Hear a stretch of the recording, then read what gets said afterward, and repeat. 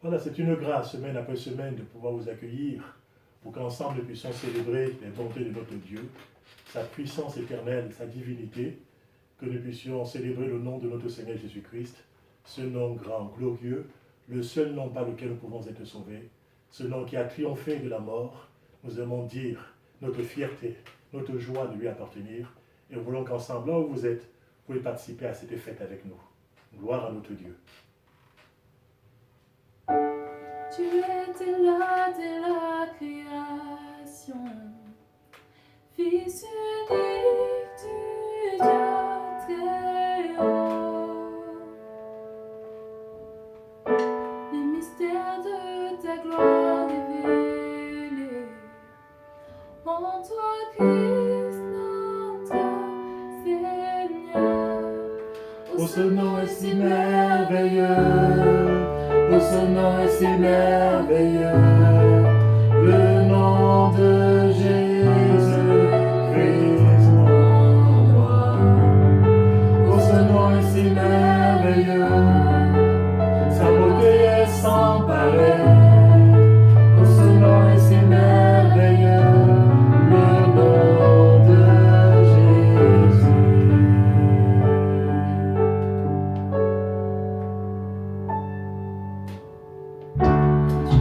Pas voulu les cieux sans nous. Alors Jésus, tu es venu. Son amour a vaincu mon péché. Rien ne peut nous séparer. Oh, ce nom est si glorieux. Oh, ce nom est si glorieux. Le nom de Jésus-Christ.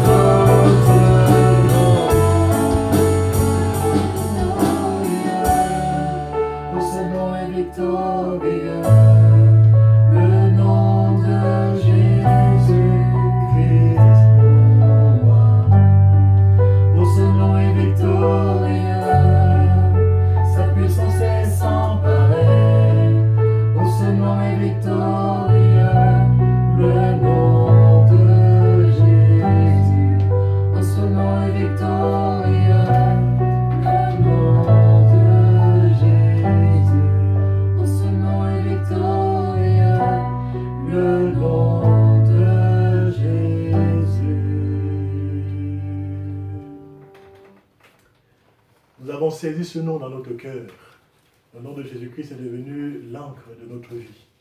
Quels que soient les moments par lesquels on peut passer ici-bas sur la terre, des moments parfois de fragilité, des moments de peur, parfois des moments d'angoisse, nous voulons fixer nos regards sur celui qui est le maître des océans, le maître des tempêtes, celui qui par son pouvoir est capable de pouvoir dire à la mer, silence, tais-toi, qui est capable de pouvoir donner la tranquillité dont on a besoin, quels que soient les moments que l'on peut vivre. Oui, Jésus-Christ est l'encre de notre cœur. Nous voulons le dire avec une grande simplicité, mais avec détermination, dans les temps que nous vivons actuellement.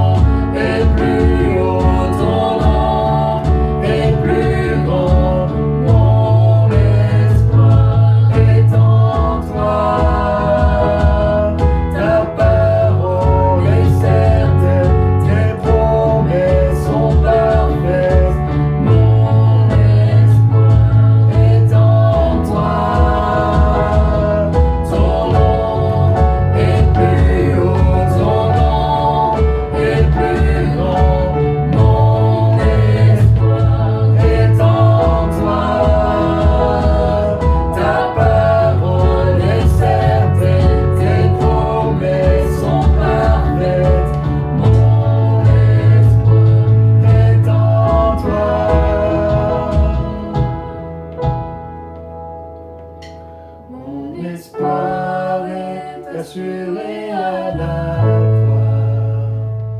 Tu as tout tu nous as rachetés. Cet espoir est une encre pour mon âme, inébranlable est notre Dieu. Ce Dieu qui est grand, ce Dieu qui est infiniment élevé, le Dieu de la transcendance. Il est en même temps le Dieu de l'immanence, ce Dieu qui nous connaît parfaitement, qui vient dans notre vie quotidienne, qui connaît nos fragilités, qui sait par quoi on peut passer, parfois nos craintes, nos peurs. Ce Dieu n'est pas là pour pouvoir nous terroriser, il est là pour pouvoir rassurer notre cœur par son amour. Il est là pour pouvoir relever celui qui peut être abattu, même ce matin-là où tu peux te trouver. Peut-être traverses-tu un moment difficile. Dieu n'est pas là pour pouvoir te culpabiliser, il est là pour pouvoir te démontrer son amour encore ce matin. Que son nom soit béni. Gloire à Dieu.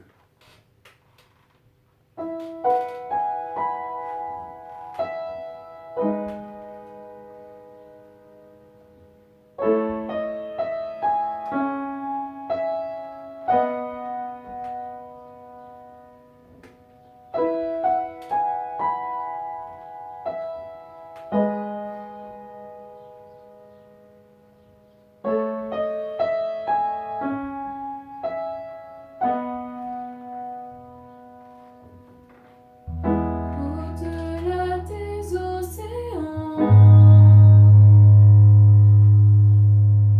tu es venu me chercher. Au-delà de mes tourments, ton amour a triomphé. Montre-moi la splendeur et la beauté qu'il y a à t'obéir de tout cœur, à se confier à sa voix. Tu viens relever le faible, tu le prends dans tes bras, tu le conduis vers ton Père, qui le console ici-bas. Entends le cri de ma prière, sois mon secours et ma joie. Passer de l'ombre à ta lumière, j'ai mis mon espoir en toi.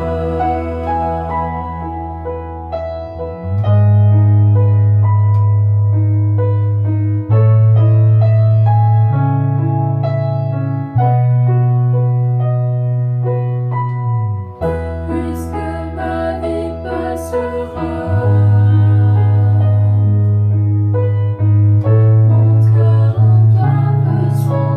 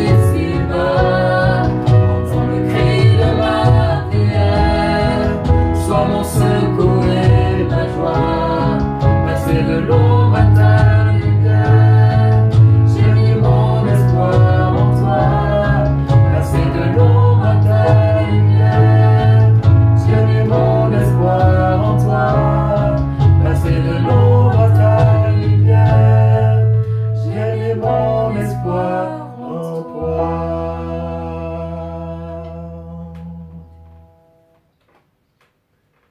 Ceux qui se confient dans le Seigneur ne seront jamais dans la confusion et dans la honte. Que son nom soit béni dans nos vies. Gloire à notre Dieu. Nous avons chanté des chants remarquables qui nous parlent de l'importance de pouvoir ancrer sa foi, non pas sur des choses qui sont instables, qui sont fugaces, qui sont passagères, mais sur des réalités qui sont tangibles, solides et qui persistent. La personne de notre Seigneur Jésus-Christ, mais aussi la parole de notre Dieu. Cela nous apporte à notre vie de la stabilité, de la force, quelles que soient les tempêtes par lesquelles nous pouvons passer ici-bas sur la terre et par lesquelles le monde aussi peut passer. Et nous voulons croire que notre Dieu, dans sa grâce, c'est lui qui tient le gouvernail de nos vies aussi et qui conduit nos vies à bon port. Que son nom soit béni. Je vous invite, sans plus tarder, à pouvoir réfléchir avec moi. Et ce matin, je voudrais vous parler d'une personne qui a vécu dans une période assez particulière, non seulement lui, mais aussi sa famille. Avant de vous présenter ce personnage que vous connaissez pour beaucoup d'entre vous, ou que quelques-uns vont peut-être découvrir aussi, parce qu'ils découvrent la foi, qu'ils sont à la recherche peut-être de réponses ou de choses dans leur propre cœur aussi, j'espère que vous vivez le mieux possible votre confinement. C'est vrai que ce confinement nous est imposé par des circonstances que nous connaissons tous maintenant. Nous avons commencé à nous habituer au fur et à mesure à vivre dans une période si troublée, assez particulière, dans un état où beaucoup de choses nous sont interdites aussi, où nos libertés sont quelque part un peu circonscrites. Mais j'espère que vous vivez quand même malgré tout cette période du mieux possible en comptant sur la grâce de Dieu et que le Seigneur, dans sa grâce, vous accorde quand même le bonheur de pouvoir tirer le bon côté de cette période de confinement. Souvent, on entend parler des gens qui vivent très très mal la période de confinement. Et c'est vrai que ça peut apporter de l'angoisse, ça peut apporter de la fragilité, ça peut apporter parfois des tensions dans les familles, dans certains couples aussi. Ça peut amener les gens parfois à perdre des repères, même sur le plan psychologique. Et nous avons une grande compassion par rapport à ceux qui pourraient subir ce genre de situation, parfois qui sont confinés dans des endroits qui sont assez étroits. Nous prions sans cesse pour que Dieu donne des ressorts, des ressources aussi, que ce soit spirituelles ou morales, à ces gens de personnes, et que la grâce de Dieu, malgré tout, leur soit révélée dans ces temps troublés que le monde vit. Mais je sais aussi que parfois on occulte la réalité du fait qu'il y a certainement dans le monde dans lequel on vit, dans ces périodes actuelles aussi, malgré le confinement, des gens qui vivent le mieux possible cette situation-là, des gens qui parfois même, ça peut être paradoxal, trouvent des ressources pour pouvoir vivre au mieux cette période-là. J'espère que vous êtes de ce nombre-là.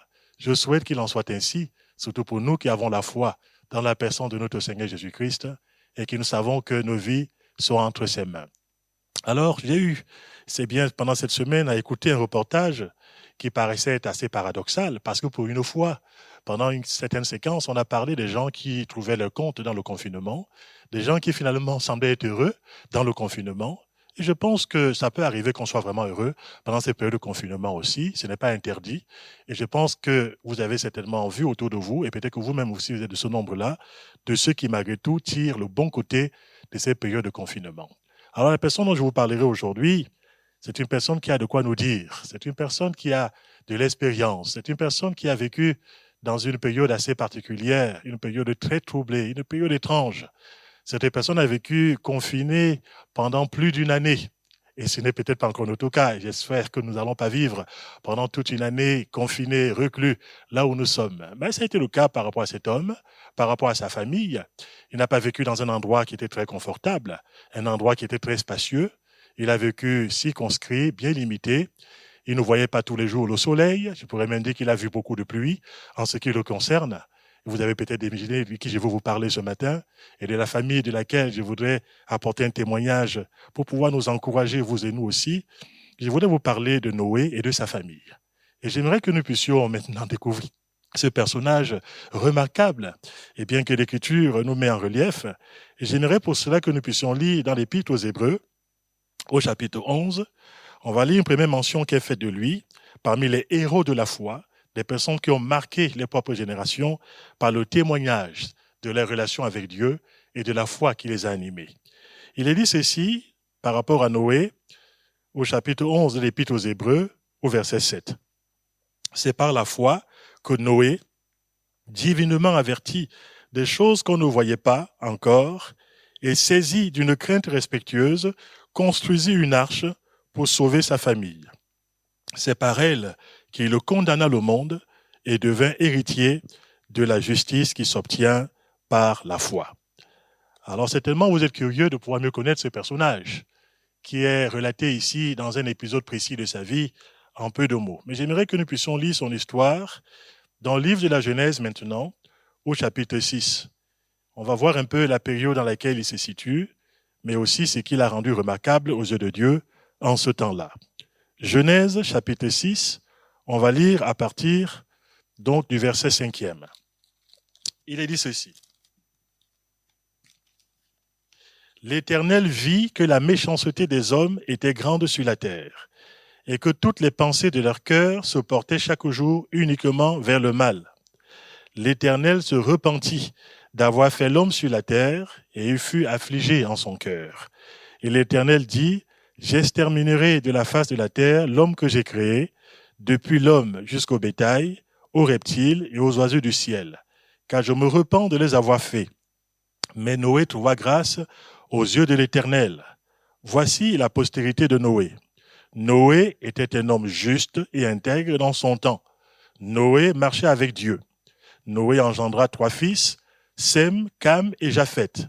La terre était corrompue devant Dieu, la terre était pleine de violence.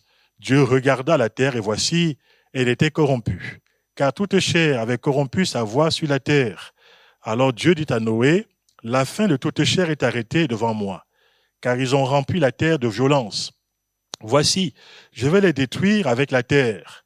Fais-toi une arche de bois, de gopher. Tu disposeras cette arche en cellules et tu l'enduiras de poids en dedans et en dehors. Voici comment tu la feras. L'arche aura 300 coudées de longueur, 50 coudées de largeur et 30 coudées de hauteur.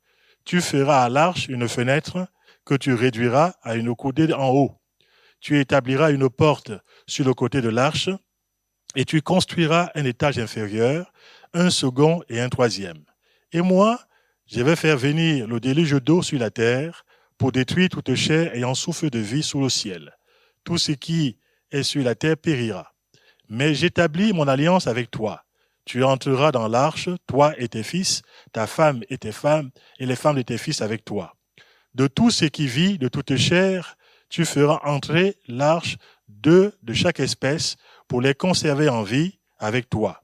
Il y aura un mâle et une femelle, des oiseaux selon leur espèce, du bétail selon son espèce, et de tous les reptiles de la terre selon leur espèce. 2 de chaque espèce viendront vers toi pour que tu leur conserves la vie. Et toi, prends de tous les aliments que l'on mange et fais-en une provision auprès de toi, afin qu'ils te servent de nourriture ainsi qu'à eux. C'est ce que fit Noé, et il exécuta tout ce que Dieu lui avait ordonné.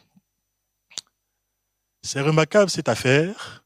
On voit là un premier grand confinement qui a eu lieu dans une période particulièrement difficile, une période terrible, une période où Dieu va faire le constat que les habitants de la terre qu'il avait créée étaient tous les jours portés vers le mal, que la méchanceté les caractérisait, la terre était remplie de violence. Dieu va remarquer l'impiété des gens de cette époque, des gens qui ne se souciaient pas de lui. Mais il va constater aussi, au milieu de ces générations, une personne qui marchait à contre-courant. Non seulement lui, mais qui avait aussi entraîné dans son sillage, non seulement son épouse, mais aussi ses enfants, mais aussi les épouses de ses 3 fils. C'est quand même quelque chose de remarquable. Dieu constate que dans cette période-là, il y a quand même un reste, même s'ils ne sont pas les plus nombreux, des personnes qui sont saisies d'une crainte respectueuse par rapport au Seigneur, des personnes qui ont eu la révélation de ce que Dieu veut faire et qui veulent marcher ainsi par la foi et ne pas se laisser conditionner par la mentalité de l'époque dans laquelle ils ont vécu. Ce que je voulais vous faire remarquer, avant de pouvoir aller en profondeur par rapport à ce que cet homme a été, le témoignage qui nous est rendu dans les Saintes Écritures, c'est de nous faire remarquer que cet homme a vécu pendant pratiquement 1 année, confiné dans cet endroit. Un endroit qui n'était pas si grand que cela. 150 mètres de longueur, 25 mètres de largeur et 15 mètres environ de hauteur. Et ils vont y vivre pendant 1 année pleine. un endroit qui n'était pas stabilisé, un endroit qui était mouvant, un endroit où il ne voyait pas sans cesse le soleil. Je pourrais vous dire qu'il voyait souvent beaucoup plus des nuages épais. Je ne sais pas s'ils ont été déprimés pendant toute une année, quand ils ont vécu dans ce contexte particulier. Je ne sais pas si c'était particulièrement angoissé. L'Écriture est muette à ce sujet.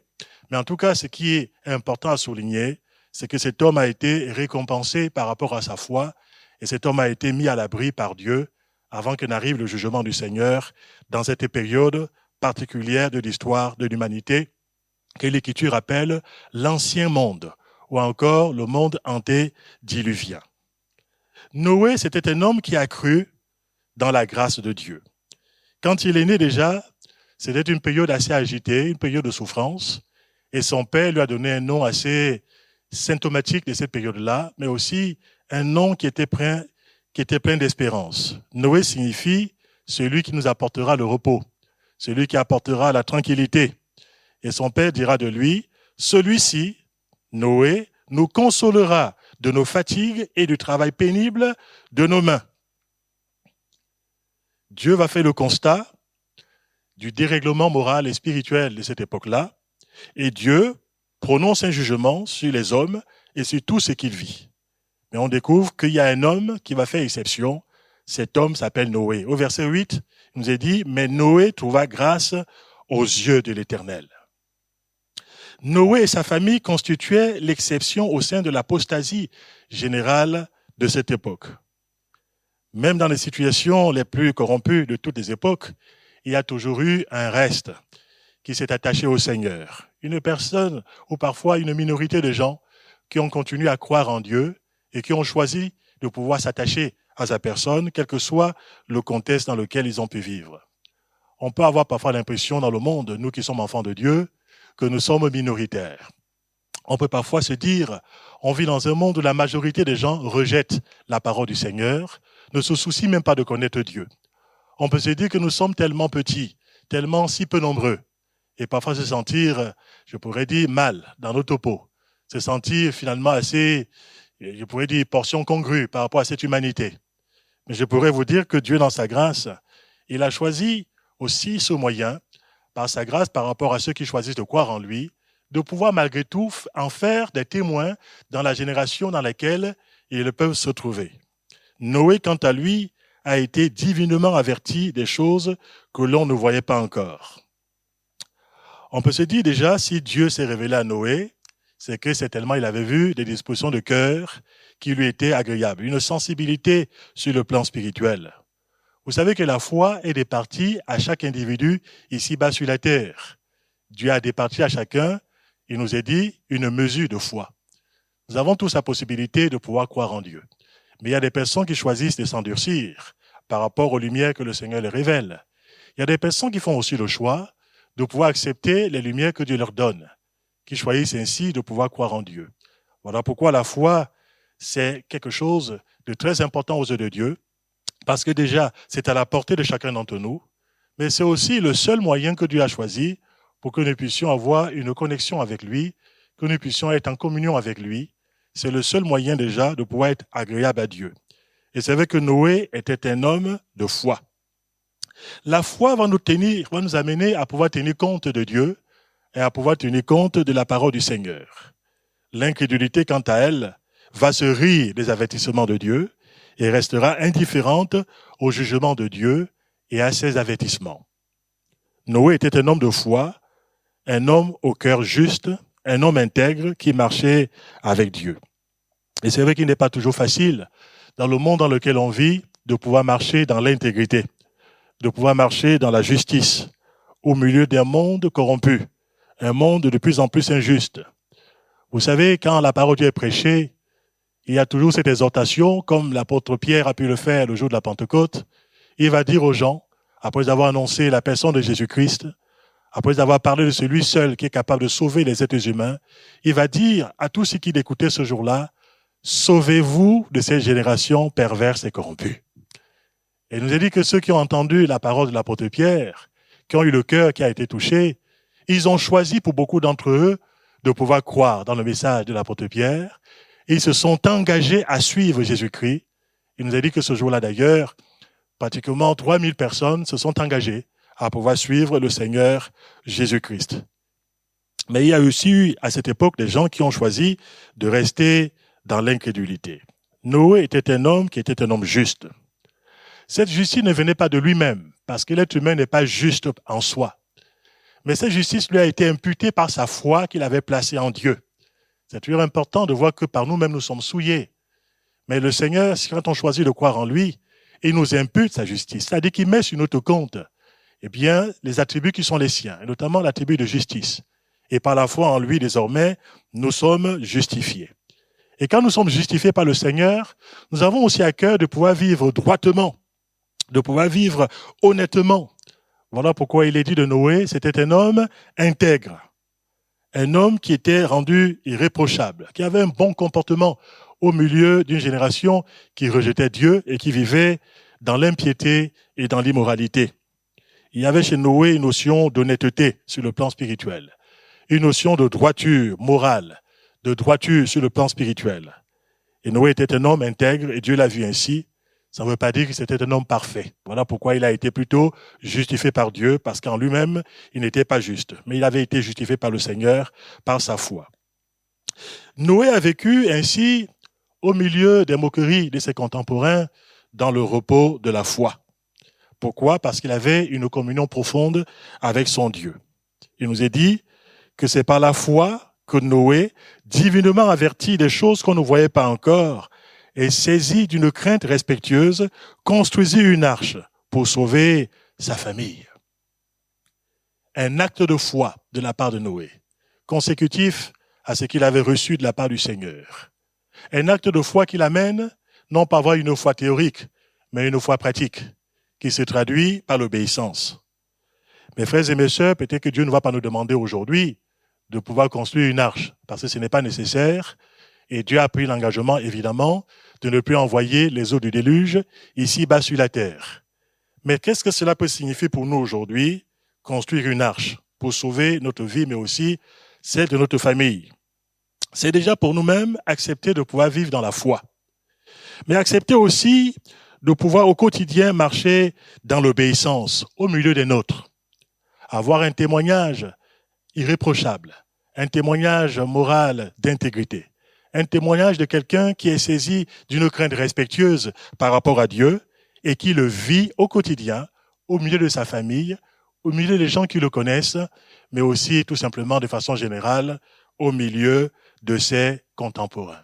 C'est aussi une façon du Seigneur de pouvoir utiliser des personnes comme vous et moi pour interpeller les gens de notre génération par le témoignage de nos propres vies, qui commence déjà dans notre couple, qui commence dans notre famille, qui commence là où les gens nous connaissent et qui va par cercle concentrique partout où le Seigneur nous envoie, là où nous pouvons travailler et des gens que nous pouvons rencontrer. Nous pouvons devenir par la grâce de Dieu aussi des Noé dans notre propre génération.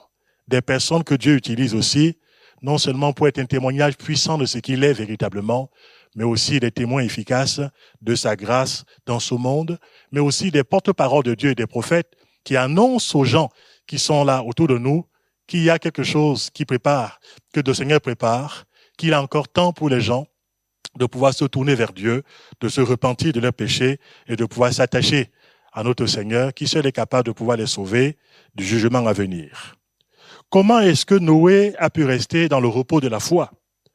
Déjà, je vous l'ai dit, parce qu'il avait une communion avec Dieu et que la parole du Seigneur, il a serré dans son cœur.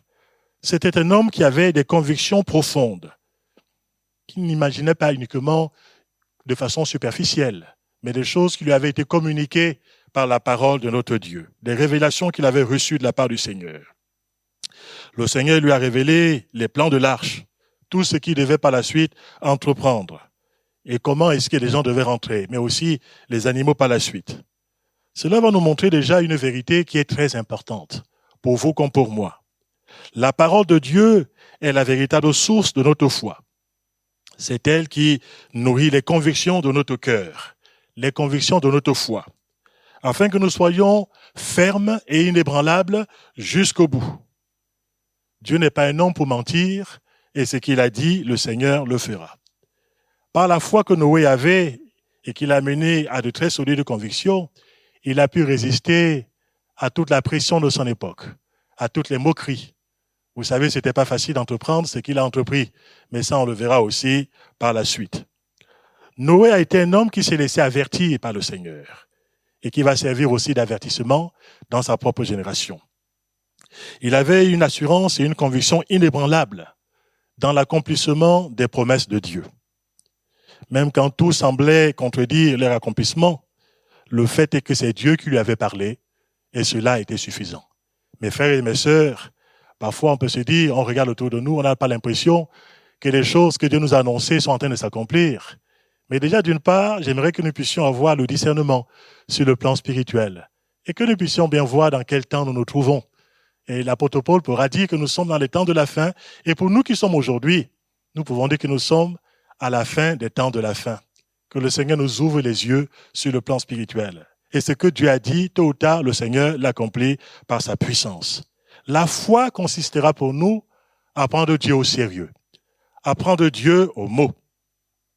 La parole de Dieu va toujours consister pour nous à pouvoir mettre à exécution ce que Dieu nous a révélé. À pouvoir marcher, non pas par la vue, non pas par nos raisonnements, non pas par le sens commun, non pas selon les conceptions de ce monde, mais marcher selon les révélations de la parole de notre Dieu. Et bien souvent, le Seigneur a averti ceux qui sont en communion avec lui, ceux qui sont ses amis, ceux qui sont en relation avec lui, le Seigneur les a avertis des choses, que d'autres personnes ne voyaient pas. On se rappelle par exemple du cas d'Abraham. Avant que Dieu ne puisse détruire Sodome et Gomorrhe, Dieu pourra dire, cacherai-je à Abraham ce que je veux faire? Dieu révèle ses secrets à ses serviteurs. Il révèle ses secrets à ceux qui sont ses enfants. Il révèle ses secrets à ceux qui ont une intimité avec lui. Et par rapport à Abraham, Dieu lui avait révélé des choses. Et cela a entraîné Abraham dans un moment d'intense supplication par rapport au Seigneur, d'intercession, afin que les gens, puissent être sauvés. Nous aussi, nous sommes avertis des réalités sur le plan spirituel. Et cela nous presse intérieurement à pouvoir intercéder pour les gens qui nous entourent, à pouvoir supplier le Seigneur afin qu'il leur ouvre les yeux sur le plan spirituel, afin que les gens se repentent de leurs péchés, qu'ils se convertissent à Dieu avant qu'il ne soit trop tard. Noé aussi a eu ces révélations de Dieu en son temps. Il a eu cette communion avec le Seigneur qui l'a amené à voir ce que d'autres personnes ne voyaient pas. Vous savez, pour nous qui sommes disciples du Christ, Jésus nous a avertis des choses que le monde ne voit pas. Et parfois, les gens du monde se rient quand nous leur parlons des choses de la part de notre Dieu. Et pourtant, Jésus a dit à ses disciples, Jean chapitre 15, verset 15, « Je vous ai appelés amis parce que je vous ai fait connaître tout ce que j'ai appris de mon Père. » Tout ce que j'ai appris de mon Père. Le Nouveau Testament, en effet, nous fait connaître tout ce que Dieu veut que nous sachions. Il nous avertit et nous responsabilise aussi dans notre propre génération. La responsabilité de Noé, celle qui lui incombait en ce temps-là, avait été non seulement de vivre par la foi, mais aussi d'entraîner sa famille dans le sillage de sa foi. Il a été tellement lui-même ancré sur le plan spirituel que sa foi a été comme une foi communicative par rapport à ceux qui l'entouraient, notamment les gens de sa famille. C'est important pour nous, mes frères et mes sœurs, que nous puissions être des signaux avertisseurs, des hommes et des femmes à la fois bien enracinés dans le Seigneur, à la fois bien trempés par rapport à la parole de notre Dieu, des personnes qui vivent ce que Dieu nous a dit, des personnes qui ne sont pas des théoriciens, mais des gens qui pratiquent la parole de notre Dieu. La responsabilité qui est la nôtre, c'est de vivre par la foi. Et celle-ci est une ferme assurance, la Bible nous le dit, des choses que l'on espère, mais aussi une démonstration de celles que l'on ne voit pas. Noé a été un remarquable témoin de Dieu en son temps. Quand l'apôtre Pierre parle de lui, dans 2 Pierre chapitre 2, verset 5, il va parler de Noé, il va le présenter comme étant un prédicateur de la justice, dans un temps où la patience de Dieu se prolongeait. Dieu avait dit à Noé, des dizaines d'années auparavant, qu'il allait faire tomber le déluge sur la terre des hommes. Le temps a passé, plusieurs décennies se sont écoulées, et au temps marqué, la parole de Dieu s'est accomplie. Entre-temps, Noé a cru Dieu, et Noé a construit l'arche. Et quand il a fini de construire cette arche, après plusieurs décennies, plus de 100 ans de construction par rapport à cette arche-là, quand on regarde la parole de notre Dieu. Mais au terme de ces constructions, Dieu va de nouveau dire à Noé, cette fois-ci, dans 7 jours, donc il y aura encore 7 jours de sursis. Dans 7 jours, je ferai pleuvoir l'eau du déluge et j'exterminerai de la face de la terre ceux qui ne vont pas rentrer dans l'arche. Noé, en tant que prédicateur de la justice, de nouveau, il a parlé à ses concitoyens, il a parlé à ses contemporains de ce temps de sursis, de ce temps de grâce de la part de Dieu. Ce temps de la patience du Seigneur qui s'est prolongé même à cette époque. Il leur a pas précisé l'heure exacte où le déluge allait tomber. Mais certainement, comme Dieu lui avait dit que dans 1 semaine, le déluge allait se manifester, Noé a dû avertir ses contemporains en leur disant, mais la porte de l'arche, elle est là. Vous pouvez rentrer dans cette arche. Mais les gens ont continué à tourner Noé en dérision. Ils n'avaient jamais vu la pluie. Pour eux, c'était une impossibilité. Pour eux, depuis que Noé avait commencé à les avertir, ça faisait des décennies qu'ils attendaient ces choses, mais ces choses n'étaient pas arrivées. Qu'est-ce qui les amène à croire maintenant que le temps est maintenant proche et que dans 1 semaine, le déluge va tomber? Ça fait pratiquement 100 ans qu'ils attendent. Et pourtant, ce que Noé a dit a fini par arriver. Ce qui est remarquable, c'est que par la suite, il nous a dit que Noé va faire entrer dans l'arche. Il y avait une seule porte dans cette arche-là. Dieu a donné aux animaux qui étaient là, eh bien, l'instinct de pouvoir suivre Noé. Ils vont suivre Noé dans l'arche, les uns après les autres, sélectionnés selon leur espèce, comme on a pu le voir ensemble. La femme de Noé a eu la foi, elle est rentrée dans l'arche. Les fils de Noé ont eu la foi et ils ont cru Dieu et sont rentrés dans l'arche aussi. Les femmes des fils de Noé aussi ont cru cette réalité. Ils savaient que Noé n'était pas quelqu'un qui plaisantait. C'était une personne qui marchait avec Dieu. Sa communion avec le Seigneur était évidente par rapport à sa famille. Ils ont cru en Dieu et ils ont suivi les traces de la foi de Noé. Et il nous est dit qu'à un moment donné, alors que tous sont rentrés, alors que Dieu a patienté, alors que la porte était ouverte, quand l'ère de la grâce, dans cette période-là, s'est achevée finalement, ce n'est pas Noé qui a fermé la porte, mais il nous est dit que l'Éternel lui-même a refermé la porte. Cela signifie clairement que pour ceux qui ont cru en Dieu, ils sont rentrés dans le salut de Dieu. Ils sont rentrés dans le repos de Dieu. Ils sont en pleine sécurité dans la présence du Seigneur. Cela signifie aussi que ceux qui ont refusé de pouvoir croire en Dieu sont restés en dehors du plan de Dieu. Ils sont restés dans l'incrédulité. Ils sont restés dans le jugement. Et finalement, ce que Dieu a dit s'est accompli. Tout d'un coup, au jour marqué par le Seigneur, 7 jours après le dernier avertissement de Dieu par rapport aux gens de cette époque, les choses se sont passées exactement comme Dieu avait dit. Il a dit que les écluses des cieux sont ouvertes. Il y a eu une grande inondation. La pluie est tombée sans discontinuer pendant 40 jours et 40 nuits. Et ce n'a pas été la seule cause, finalement, par rapport à ce déluge extraordinaire. Il y a eu des pluies qui sont abattues pendant 40 jours sans discontinuer, mais il y a aussi eu la crue des eaux. Il y a eu donc les eaux qui ont continué à grossir. Il y a eu donc ces eaux venant d'en haut et les eaux venant d'en bas. Et le bateau de Noé s'est mis à flotter. Flotter, au-dessus des arbres, au-dessus de toutes les montagnes. C'est là qui signifie que finalement, il n'y avait plus aucun autre refuge pour les hommes. Qu'aurait pu se dire, mais finalement, on va essayer de se rattraper. C'était fini par rapport à ces générations-là.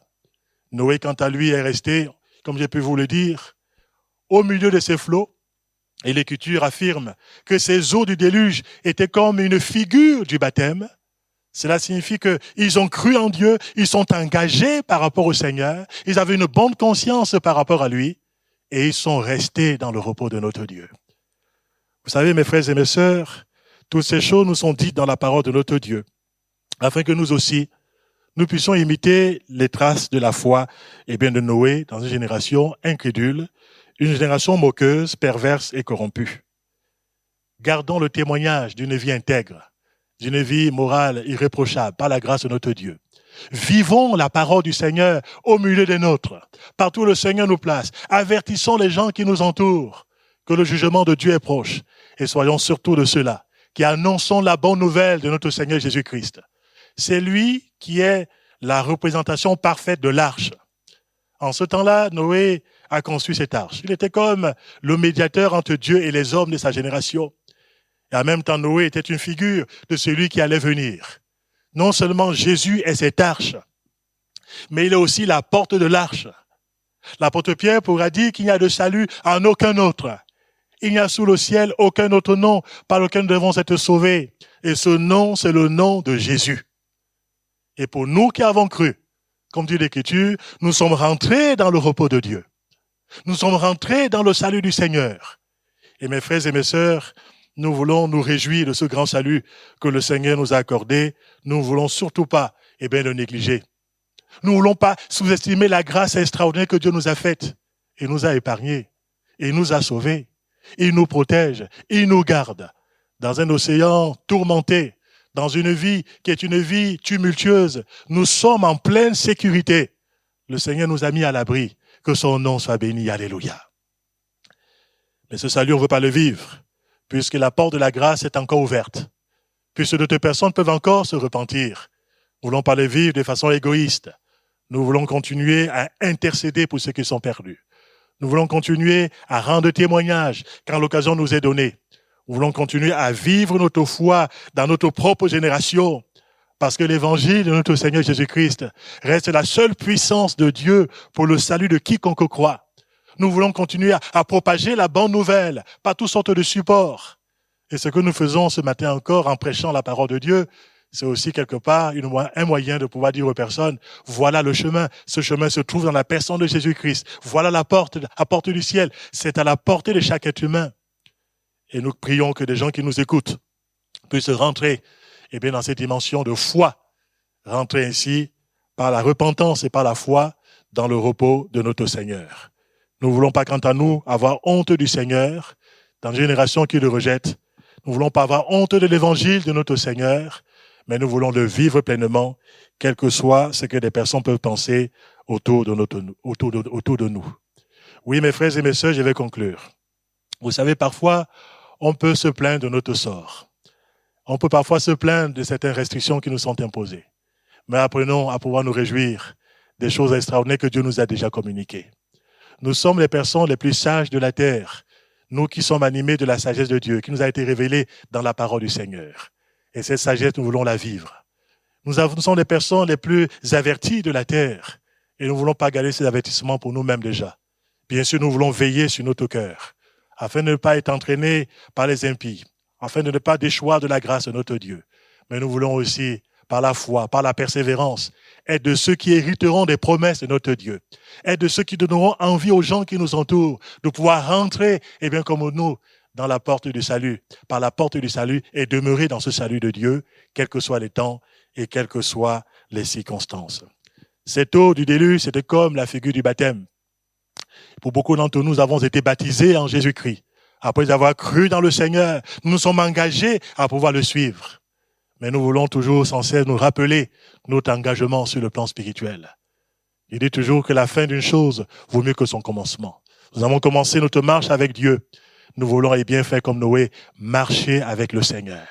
Nous voulons persévérer dans la marche avec notre Dieu, quels que soient les temps, quelles que soient les circonstances. Et quand bien même il le faut, comme c'est notre cas, vivre à contre-courant par rapport aux pressions de ce monde aussi. Pourquoi? Parce que nous avons été initiés par notre Dieu.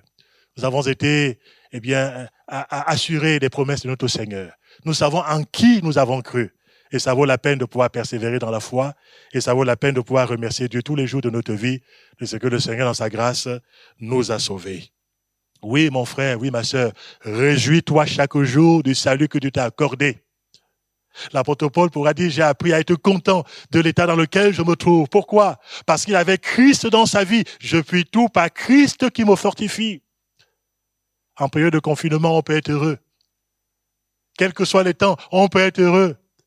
Parce que celui qui vit en nous, il est extraordinaire. Le salut qu'il nous a communiqué est inégalable.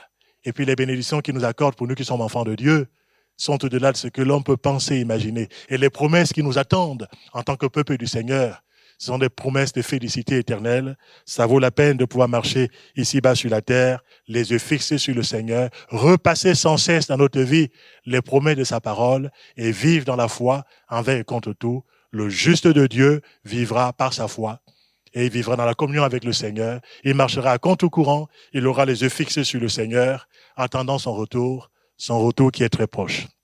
J'ai fini avec cet avertissement que nous trouvons dans la parole de notre Dieu. Parce qu'il est dit, par rapport au temps de Noé, il nous est dit, ce qui arriva du temps de Noé, c'est Jésus qui nous informe, arrivera de même à l'avènement du Fils de l'homme. Matthieu chapitre 24, du verset 36 au verset 39. Car, nous a dit le Seigneur, dans les jours qui précédèrent le déluge, les hommes mangeaient et buvaient, se mariaient et mariaient leurs enfants, jusqu'au jour où Noé entra dans l'arche. Et ils ne se doutaient de rien, jusqu'à ce que le déluge vint et les emporta tous. Il en sera de même à l'avènement du Fils de l'homme. Nous ne vivons pas uniquement pour des choses matérielles, mangeant et buvant. Nous préoccupons sans cesse uniquement des choses qui passent ici-bas sur la terre, même si elles nous sont nécessaires. Notre cité à nous, elle est dans le ciel. Et nos valeurs sont avant toute chose des valeurs qui sont sur le plan spirituel. Nous ne voulons pas avoir, ces inquiétudes et vivre ces angoisses que le monde dans lequel on vit, dans lequel ils sont plongés. Mais avec la grâce du Seigneur, même s'il y a des choses qui nous sont nécessaires ici-bas sur la terre, nous voulons vivre dans l'attente de l'avènement de notre glorieux Seigneur Jésus-Christ. Plus que jamais, il est à la porte. Alléluia! Il revient bientôt. Préparons nos cœurs à l'avènement du Seigneur et d'ici là, serons des témoins là où il nous a placés, cela pour la louange et la gloire de son nom. Couvrons nos cœurs devant lui et bénissons-le ensemble. Je te remercie, Seigneur mon Dieu, pour la grâce que tu nous accordes en tant qu'enfant de Dieu. Merci, Seigneur, parce que par la foi en Jésus-Christ, tu nous as fait rentrer dans le repos. Et notre prière, c'est que nous puissions ne pas négliger le grand salut que tu nous as accordé, que nous puissions vivre dans le contentement sur le plan spirituel, quels que soient les temps et les circonstances. Nous ne voulons pas être conduits par la mentalité du siècle qui nous entoure, mais nous voulons être renouvelés, mon Dieu, dans notre intelligence, pour discerner devant ta face ce qui est bon, agréable et parfait. Merci Seigneur pour l'exemple de Noé et de sa famille. Ces hommes et ces femmes qui ont vécu dans la foi dans une période particulièrement difficile. Qui nous laissent un témoignage lumineux, Seigneur, de la marche avec Dieu, au milieu d'une génération qui était corrompue et violente. Merci pour ton Église aussi. Nous sommes peut-être un reste, nous ne sommes peut-être pas si nombreux que cela, et pourtant, nous savons que tes yeux sont sur ton Église. Nous te remercions pour les ressources que tu nous donnes, pour les provisions de grâce que tu accordes à chacun d'entre nous, pour que nous puissions vivre cette période, mon Dieu, avec foi, que nous puissions la vivre en anticipant, Seigneur, mon Dieu, ce jour où un jour tu viendras nous chercher. Nous te remercions, nous te voulons tout au cœur pour la grâce de Dieu dans nos vies aussi, et nous voulons rester fermes, attachés à toi, au nom de notre Seigneur Jésus. Sois remercié, Seigneur. Amen. Gloire à notre Dieu.